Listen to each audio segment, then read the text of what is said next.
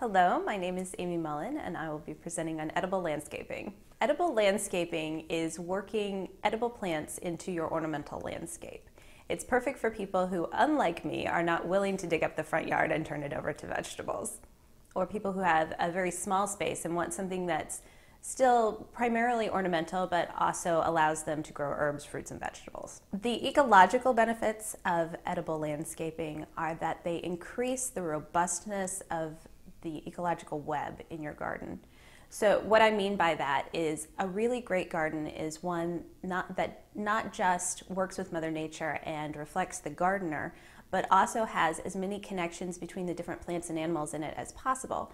And that way, if you have a year that, say, your tomatoes don't do so well or a shrub really just shrivels up and dies, it doesn't knock out the entire garden because you've just knocked one prop out of the web instead of all of them. So when you do edible landscaping, in addition to providing fruits and flowers for you to enjoy, or herbs, you lure beneficial insects into your garden, especially with herbs. Most edible landscaping plants, especially the shrubs, are beneficial for birds because some of the fruits of edible landscaping plants are a little bitter to eat out of hand. They're great for making wines and jams and jellies. The birds don't care about that. They'll come in for whatever you don't harvest. So in addition to that, as in any garden, you're using compost, you're improving the soil. Eventually you'll create a garden that is so robust that if you miss a couple of weeks of working in the garden will continue on without you.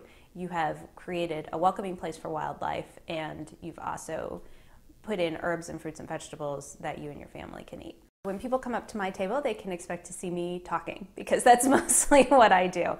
I'll have some photographs of examples of edible plants that you can work into your garden. I'll try to find some actual gardens that display edible landscaping in situ.